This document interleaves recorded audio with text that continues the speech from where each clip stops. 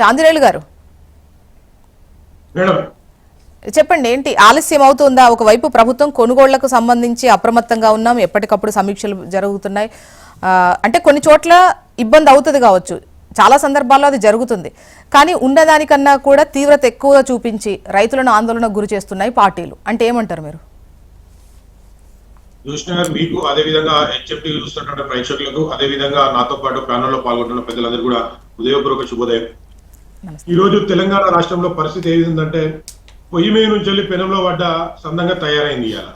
ఇలా గత ప్రభుత్వం ఉన్నప్పుడు ఇదే విధమైనటువంటి పరిస్థితి నెలకొని ఉన్నది. ఇవాళ తెలంగాణ రాష్ట్రంలో కాంగ్రెస్ వచ్చిన తర్వాత కూడా రైతుల పరిస్థితి ఈ విధంగానే ఉన్నది. అయితే తెలంగాణ రాష్ట్రంలో ఎక్కడైతే రైతులు కాయా కష్టం చేసి ఎండా వాన పురుగులు చంపడానికి పొలాల్లో ఎరువులు వేసి వారి యొక్క ప్రాణాలను పైకి తెచ్చుకొని ఇలా ప్రాణాలు కూడా కోల్పోయినటువంటి పరిస్థితిలో రైతులున్నారు. ఇలాంటి సందర్భంలో రైతులు కష్టపడి ఇలా వడ్లు సేకరించి పొలాలకు వెళ్ళి ఇలా కల్లాల కాడ ఊసి పెడితే ఇలా కల్లాల కాడ నుంచి వెళ్ళి కొనుక్కపోయేటువంటి పరిస్థితి ఇలా రాష్ట్ర ప్రభుత్వం ముందు జాగ్రత్త లేకపోవడం కారణంగానే ఈ విధమైనటువంటి పరిస్థితి కలిగి ఉన్నాయి. ఇలా రాష్ట్ర ప్రభుత్వం తెలుసు వడ్లు వస్తాయి, కల్లాల కాడికి వడ్లు వస్తాయి. అట్లా వచ్చిన తర్వాత ఈ వడ్లను ఏ విధంగా మనం చేయాలి? ఈ వడ్లను గత ప్రభుత్వము ఒక నిర్లక్ష్యం కారణంగా ఎంతో మంది రైతులు ఆత్మహత్య చేసుకున్నటువంటి పరిస్థితి కనబడ్డది. ఇవాళ రైతులకు ఆ విధమైనటువంటి పరిస్థితి ఉండకూడదు అని చెప్పేసి ముందస్తుగా ఇలా కలెక్టర్లతోనా లేకపోతే ఏదైతే ఈ శాఖకు సంబంధించినటువంటి అధికారులతోనా ఇలా సమావేశాలు ఏర్పాటు చేసి రివ్యూ మీటింగ్లు ఏర్పాటు చేయకపోవడం కారణంగానే ఇవాళ కల్లాల కాడ ఇలా వడ్లున్నాయి. ఇవాళ ఒక్కొక్కడ మా మంచిర్యాల జిల్లాలో చూసుకున్నట్లయితే మంచిర్యాల ఈ కేంద్రంలో చూసుకున్నట్లయితే 128 లారీలు లోడ్ అయి ఉన్నాయండి. ఇప్పటి వరకు కేవలం 20 లారీలు మాత్రమే అన్లోడ్ అయినాయి. అంటే ఎక్కడ మనం ఈ వడ్లను ఏ గోదాములు ఖాళీ ఉన్నాయి, ఏ గోదాంలో వీటిని నిల్వ చేయాలి అనేటువంటి కనీసం కూడా సమావేశాలు ఏర్పాటు చేసుకోకపోవడం కారణంగా ఇలా రైతులు ఇలా చనిపోవాల్సిన పరిస్థితి. ఇలా అక్కడ రైతులకు కనీసం టార్పైన్లు ఇవ్వలేనటువంటి పరిస్థితి, ఇలా కనీసం తాగునీరు ఏర్పడలేనటువంటి పరిస్థితి కారణంగా. అంతేకాదు ముఖ్యంగా రాత్రిపూట ఎప్పుడు వర్షం వస్తుందో అని చెప్పేసి కళ్ళే ఎదురు పెట్టుకొని చూస్తున్నటువంటి పరిస్థితి కనబడుతుంది. ఆ వడ్లు తడవకుండా కనీసం కవర్లు కప్పుదామంటే కూడా రాష్ట్ర ప్రభుత్వం కనీసం టార్పైన్లు కూడా ఇవ్వలేనటువంటి పరిస్థితి.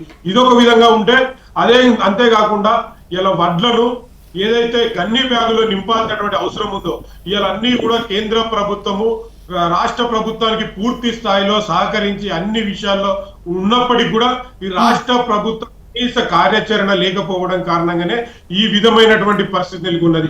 ఇలా గన్ని బ్యాగులను కూడా రైతులు 23 రూపాయలకు ఒకటి కొనుక్కోవాల్సినటువంటి పరిస్థితి.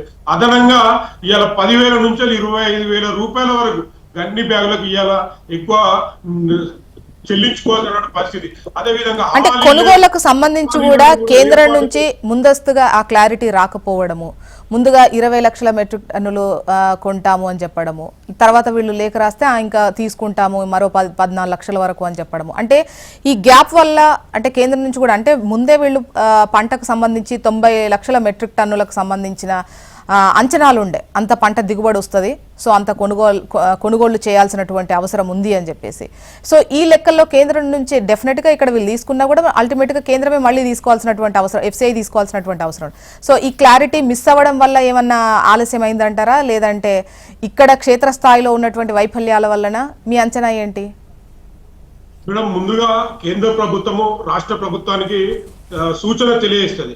ఈ మీ రాష్ట్ర ప్రభుత్వం నుంచి వెళ్ళి ఎంతవరకు ప్యాడీ రాగలుగుతుంది, ఎంత పాడి వేస్తుంది మీరు అనేది సమాచారం ఇవ్వాలని చెప్పేసి ముందుగానే కేంద్ర ప్రభుత్వం రాష్ట్ర ప్రభుత్వాన్ని కోరినప్పుడు వీళ్ళు కనీసం ఈ అధికారుల లోపం కారణంగా, అధికారుల అవగాహన లోపం కారణంగా, లేకపోతే రాష్ట్ర ప్రభుత్వము అధికారుల మధ్య సమన్వయ లోపం కారణంగానా, లేకపోతే మంత్రుల మధ్య సమన్వయ లోపం కారణంగా వీళ్ళు ఏదైతే ఫస్ట్ 20 లక్షల మెట్రిక్ టన్నులకు ఇవ్వడం జరిగింది. తర్వాత ఏ విధంగానైతే మళ్ళా మాకు ఇంకా పాడి ఎక్కువ ఉన్నది, మాకు ఇంత కావాలి అని చెప్పేసి చెప్తే దానికి కూడా కేంద్ర ప్రభుత్వం ఇలా కేంద్ర ప్రభుత్వం ఇవ్వద్దు అనుకుంటే మీరు ఎక్స్ట్రాగా రెండోసారి పంపించినటువంటి దాన్ని కూడా ఇలాంటి డిమాండ్ లేకుండా, ఎలాంటి ఇబ్బందులు లేకుండా ఇమ్మీడియట్లీ మీరు పంపించి రాష్ట్ర ప్రభుత్వం పంపించిన వెంటనే ఇలా యాక్సెప్ట్ చేయడం జరిగింది. అంటే కేంద్ర ప్రభుత్వం ఈ రాష్ట్ర ప్రభుత్వం ఎంత వరకు ఏ విధమైనటువంటి ఇచ్చినా కూడా మేము స్వీకరించడానికి సిద్ధంగా ఉన్నాము. రైతులు ఇబ్బంది పడద్దు, రైతులు కల్లాల కన్నా చనిపోయేటువంటి పరిస్థితి కనబడతా ఉంది. ఇలా రైతులు ఇవాళ కల్లాల కాడ వడ్లను కాపాడుకోవడానికి మా లక్షపేట ప్రాంతంలో కల్లాల కాడ వడ్లను కాపాడుకోవడానికి వచ్చి వర్షానికి ఒక గోడ కాడ నిల్చుంటే గోడ కూలి ఇలా చనిపోయిన రైతులు నలుగురు. అదే విధంగా పెద్దపల్లి జిల్లాలో నిన్న చూసుకున్నాం, ఎండ వేడికి ఇవాళ 20 లక్షల నష్టం జరిగింది ఇలా వడ్లు ఇలా కాలిపోయి. అంతేకాకుండా నిన్న ఒక రైతు వడ్ల కుప్ప పైన పడుకొని ఆ విధంగానే గుండె ఆగిపోయింది. ఇలా ఒకసారి కాంగ్రెస్ నుంచి సమాధానం తీసుకుందాము ఆంజనేయులు.